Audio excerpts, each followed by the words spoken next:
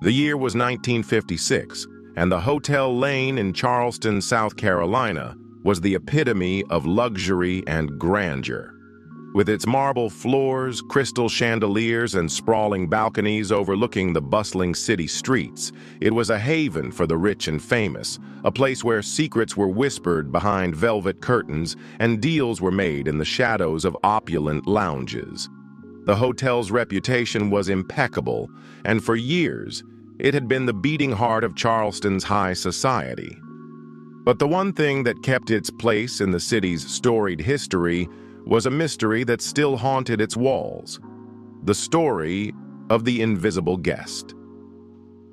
It was a warm summer evening when Mrs. Evelyn Winters arrived at the Hotel Lane, tired from a long journey and eager to rest. She was a wealthy widow, well known for her exquisite taste and a penchant for solitude. Her arrival at the hotel was the talk of the night, as she was ushered into the grand lobby, where she was greeted by the doorman with a polite bow. She was, after all, one of the most illustrious guests the hotel had seen in years. The hotel was bustling with activity. The clinking of champagne glasses and laughter from the piano bar echoed through the marble hallways. Mrs. Winters was led to her room on the third floor, a suite that boasted a view of the city's historic waterfront. It was the same suite where countless distinguished guests had stayed. But as Evelyn crossed the threshold into her room, she couldn't shake the feeling that something was off. The air felt dense, charged, as though something or someone was watching her. She shrugged off the sensation, blaming it on her exhaustion. She had traveled far from her home in New York City and was simply in need of a good night's sleep. Her evening passed uneventfully. She dined in the hotel's elegant restaurant, savoring her meal as the waiter spoke in hushed tones about the hotel's long history. Evelyn smiled politely, but her mind kept wandering back to the unease she felt in her room. Was it the newness of the surroundings, or something more? The following morning, the hotel staff began their daily rounds, checking in on each guest and ensuring everything was in order. The bellboy, a young man named Timothy, knocked on Mrs. Winters's door just before noon to deliver a fresh set of towels. When there was no response, he opened the door with the spare key. What he found inside would change the hotel forever.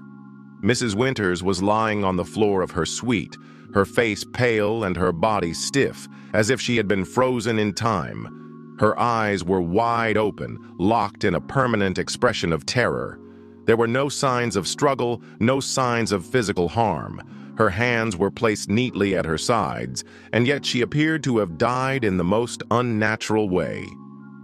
Timothy called for help, and soon the hotel's manager, Mr. Charles Bennett, arrived along with the staff doctor. After a cursory examination, the doctor couldn't offer any reasonable explanation. "It's as though she simply froze," he murmured, baffled. A hush fell over the hotel as news of Mrs. Winters' sudden and mysterious death spread. Guests who had dined with her the previous evening couldn't fathom how someone so lively just hours ago could meet such a chilling fate. The police were called in, but after a thorough investigation, they found no evidence of foul play. No one had heard anything unusual in the night, and no signs of forced entry were found in her room. Mrs. Winters' death was ruled a mystery, but the guests couldn't shake the feeling that something sinister had occurred. The hotel had a long history, but this was the first death that had left such an unsettling mark. In the days that followed, the atmosphere at the Hotel Lane became charged with an unseen tension. Staff members whispered behind closed doors, and guests avoided talking about the incident, as though speaking of it aloud might summon something they could not understand. But the deaths didn't stop. The hotel was cursed, or so it seemed.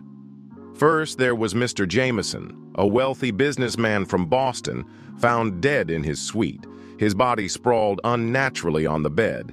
His mouth was open, but there was no sign of distress. His eyes, much like Mrs. Winters's, were wide open, fixed in a stare of sheer horror. He too showed no signs of struggle or trauma.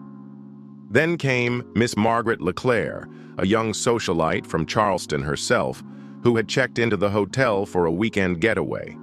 Her body was found in the lobby, her hands clutching the railing of the staircase as though she had tried to hold on to something or someone as she collapsed. Her face bore the same expression of shock, and she was, like the others, frozen, unable to explain her death.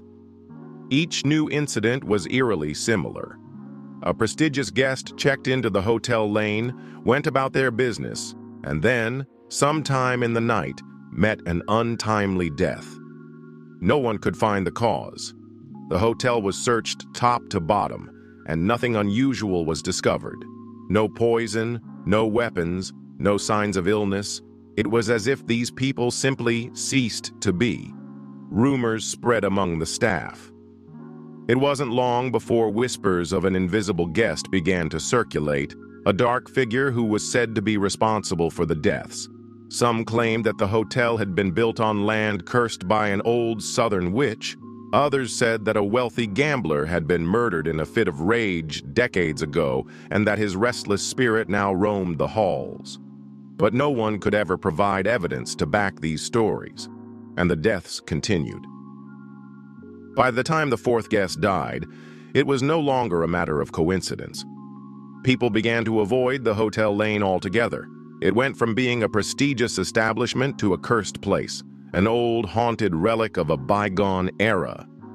Detective Samuel Harris was called in to investigate after the fourth victim, a renowned playwright from New York City, was found dead in the hotel's penthouse suite. Harris was a man of logic and reason, a skeptic who prided himself on solving cases no matter how strange they seemed. He wasn't one to believe in ghosts or curses, but what had been happening at the hotel lane defied all logic. He arrived at the hotel one foggy morning, determined to get to the bottom of it. Mr. Bennett, the hotel manager, greeted him with a tight smile. He seemed tired, worn down by the constant investigations and rumors swirling around the hotel.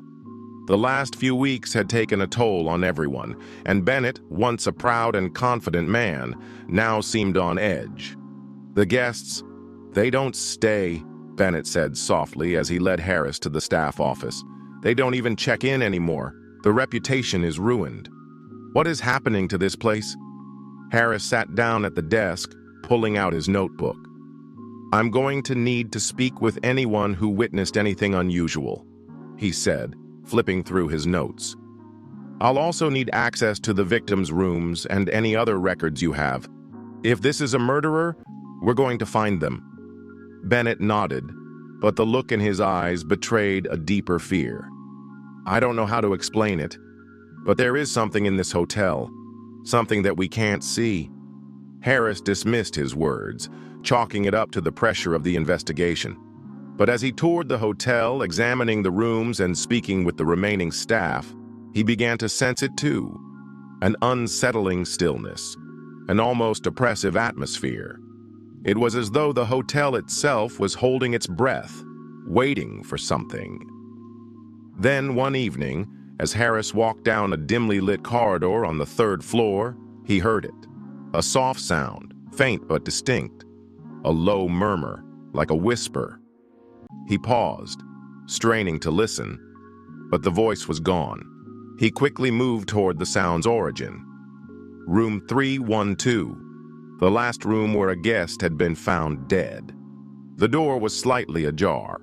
Harris pushed it open, and the moment he stepped inside, a sudden chill gripped him. The air was thick, colder than it should have been, even for a building this old. And there, in the corner of the room, just under the window, he saw something that made his blood run cold. The faint outline of a figure, as though someone, or something, was standing there, invisible to the naked eye. A cold hand brushed his shoulder, and Harris spun around, but there was no one there. The whispers came again, louder this time, almost like a low, guttural hum that filled his ears.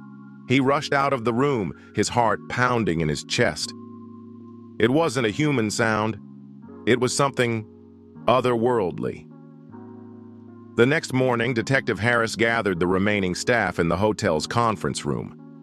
He had seen enough. "There's something here," he said, his voice steady but filled with conviction. "Something that has been causing these deaths, and I intend to find it." As the day wore on, Harris went over his evidence and came to a chilling realization. The deaths had all occurred at night, during the late hours when the hotel was almost empty. The victims had not died from illness or injury, but had seemingly been paralyzed by terror, frozen in time, as though their very life force had been drained from them. Harris could no longer deny it. The hotel lane was haunted.